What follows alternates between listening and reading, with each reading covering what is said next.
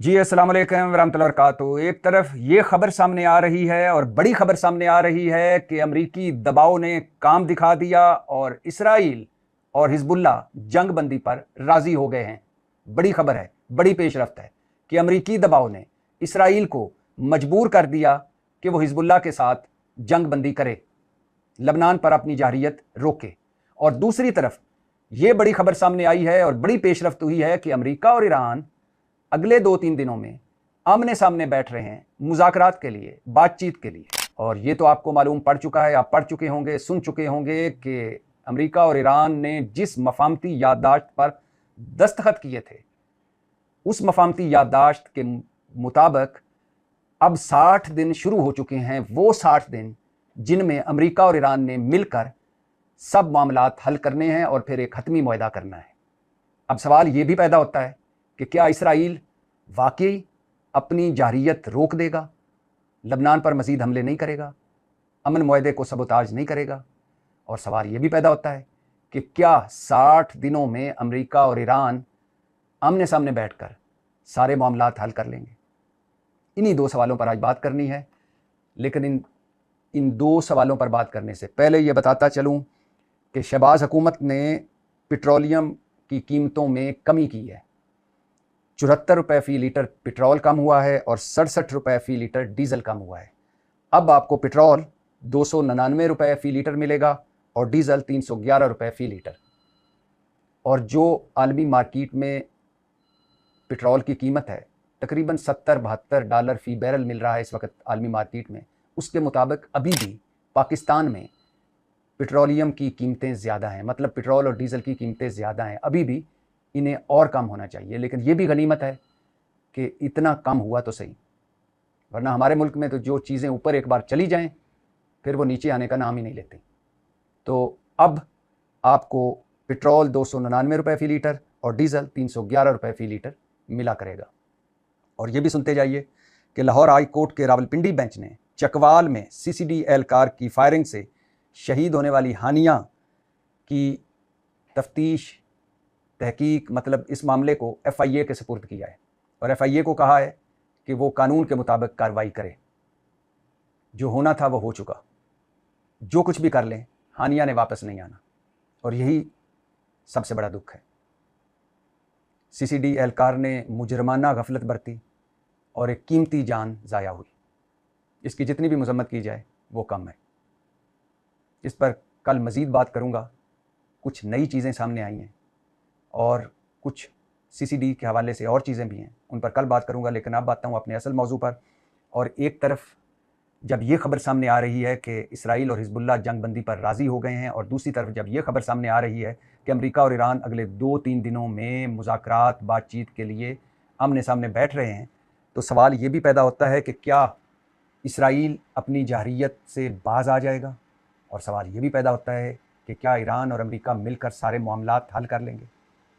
पहले बात कर लेते हैं इसराइल की, बल्कि इसराइल से भी पहले बात कर लेते हैं कि क्यों शहबाज शरीफ साहब का दौरा स्विट्ज़रलैंड मनसूख हुआ। उसकी आसान सादा अल्फाज में एक ही वजह बताई जा रही है कि जब सदर ट्रंप ईरानी सदर ने इलेक्ट्रॉनिक दस्तखत कर लिए तो फिर शहबाज शरीफ साहब का दौरा स्विट्ज़रलैंड बेमानी हो गया था। लिहाजा फिर शहबाज शरीफ साहब ने भी इलेक्ट्रॉनिक दस्तखत ही किए, और वो तमाम एडवांस पहुँचे हुए वफ्द, खा वो साफ़ियों के हों, खा वो और मुबसरीन के हों, वो स्विट्ज़रलैंड में मुँह ही देखते रह गए खूबसूरत नज़ारों का, और स्विट्ज़रलैंड में दस्तखतों की तकरीब मुलतवी हो गई। और फिर ये खबर भी सामने आई कि स्विट्ज़रलैंड में ही अमेरिका और ईरान मुज़ाकरात करने जा रहे हैं, लेकिन फिर वो भी मुलतवी हो गए।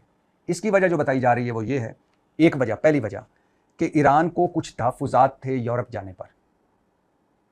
ईरानी वफ़द ज़्यादा कंफर्टेबल है इस्लामाबाद आने पर, इस्लामाबाद में मुज़ाकरात करने पर। यूरोप जाने पर उसको कुछ तहफ़्फ़ुज़ात थे।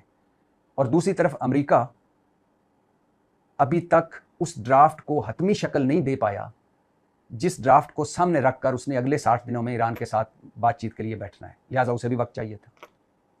एक वजह तो ये बताई जा रही है कि ईरान की तहफ़्फ़ुज़ात और अमेरिका के ड्राफ्ट के नामुकम्मल होने की वजह से स्विट्ज़रलैंड में अमेरिका ईरान मुज़ाकरात मुलतवी हुए।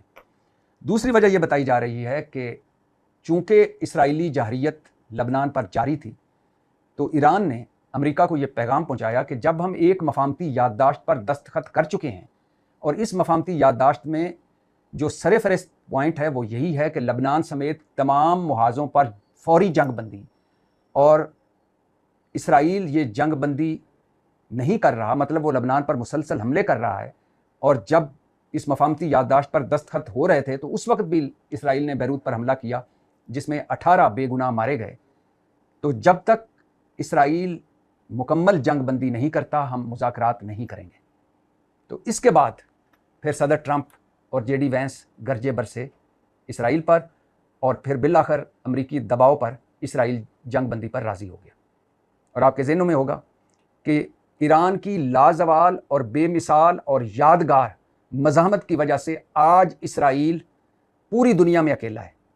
और कभी आपने सोचा था कि एक दिन अमरीकी सदर जिसका नाम ट्रंप है, डोनाल्ड ट्रंप, वो इसराइली वज़ीर आज़म को जिसका नाम नेतन्याहू है उसको टेलीफोन कॉल करके कह रहा होगा कि तुम पागल हो, तुम नाशुक्रे हो, तुमसे पूरी दुनिया नफ़रत करती है, तुमसे इसराइली नफ़रत करते हैं, और अगर मैं ना होता तो तुम जेल में होते। कभी सुना था कि कोई अमरीकी सदर इसराइली वज़ीर आज़म को इस तरह कह रहा होगा? ये क्यों मुमकिन हुआ? ईरान की लाजवाल मज़ाहमत की वजह से।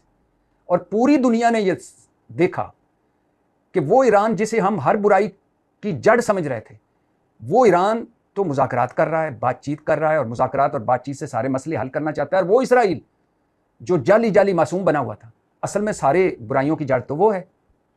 और इसी वजह से सदर ट्रंप ने ना सिर्फ नाशुक्रा कहा नेतन्याहू को टेलीफोन कॉल करके, पागल, ना सिर्फ पागल कहा बल्कि ये भी कहा कि अगर अमेरिका ना होता तो इसराइल ना होता, और ये भी कहा कि तुम एक शख्स को ढूंढने के लिए पूरी इमारतें तबाह कर रहे हो। और फिर यह भी कहा कि लबनान पर तुम्हारी बमबारी एक सफा कमल है। और फिर यह भी कहा कि मैं हिजबुल्लाह के खिलाफ तुम्हारी कार्रवाई या तुम्हारी कारकर्दगी से मुतमिन नहीं हूं। और फिर यह भी कहा कि अगर तुमने हमले ना रोके तो तुम दुनिया भर में तनहा रह जाओगे। कभी सोचा था कि कोई अमेरिकी सदर इस तरह इसराइल को खुल्लम खुल्ला धमकियां और खुल्लम खुल्ला गरज बरस रहा हो इसराइल पर? यह हुआ है, और ये ईरान की बदौलत हुआ है। और इसलिए मैं बार बार कह रहा हूं कि मैदान जंग में तो ईरान जीता, ये तो पूरी दुनिया मान रही है। ना ईरान में रिजीम चेंज हो सका 12 रोज़ा और 39 रोज़ा 2 जंगों के बाद भी, ईरान के सुप्रीम लीडर की शहादत के बाद भी, ईरान के 40 बड़ों की शहादत के बाद भी, ईरान में 270 अरब डॉलर के नुकसान के बाद भी, ईरान में मिनाब की बच्चियों समेत 6000 शहादतों के बाद भी ना ईरान में रिजीम चेंज हो सका, ना ईरान ने सरेंडर किया, ना ईरानी कौम ने बगावत की। नेतन्याहू ने व्हाइट हाउस में जो ब्रीफिंग दी थी 28 फरवरी से पहले 26 फरवरी से को गालबन, जिसमें उन्होंने सदर ट्रंप को कायल कर लिया कि ये वो वक्त है कि इधर से आप हमला करेंगे, ईरान के रहबर को शहीद करेंगे, उनके चंद हार्ड लाइनर्स को शहीद करेंगे, और उसके बाद अवाम उठ खड़ी होगी और रिजीम का सवा सत्यानाश कर देगी, रिजीम को तब्दील कर देगी, और फिर हम अपना बंदा लाकर बिठा देंगे। कुछ भी ना हुआ। ईरानी कौम ऐसी मुत्तहद रही कि ये तारीख में लिखा जाएगा। दुनिया के सभी यजीद इसी गम में मर गए, सर मिल गया हुसैन का, बैयत ना मिली। और कभी आपने सोचा था कि नायब अमरीकी सदर जेडी वैंस व्हाइट हाउस में खड़ा होकर प्रेस कॉन्फ्रेंस कर रहा हो और वो कह रहा हो, ए इसराइल, आज तुम जो बचे हुए हो इसकी वजह हमारे हथियार हैं, अमरीकी हथियार, जिसकी वजह से तुम बचे हुए हो, वरना तुम्हारा कख ना रहता। और फिर जेडी वैंस ने यह भी कहा कि इस वक्त दुनिया भर में इसराइल का एक ही हमायती है, और उस हमायती का नाम अमेरिका है। अमेरिका को नाराज मत करो इसराइल। और आपके ज़हनों में ये होना चाहिए कि 1948 में जब इसराइल एक रियासत के तौर पर सामने आई तो पहला मुल्क अमेरिका था जिसने इसे तस्लीम किया। और 1948 से लेकर आज तक अमेरिका दुनिया में सबसे ज़्यादा फौजी इमदाद देता है इसराइल को, सालाना अरबों डॉलर देता है इसराइल को। और वही अमेरिका इस वक्त नाराज़ है इसराइल से और नेतन्याहू से।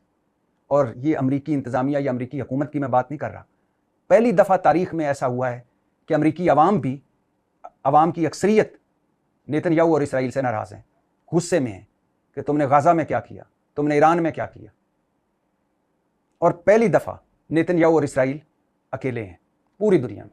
अक़वाम मुत्तहिदा नाराज़, नेटो नाराज़, यूरोप नाराज़, अमेरिका नाराज़, अरब मुल्क नाराज़, एक आध अरब मुल्क को छोड़कर। भारत ना इधर ना उधर। और यह भी ज़हनों में रहे कि नेतन्याहू ना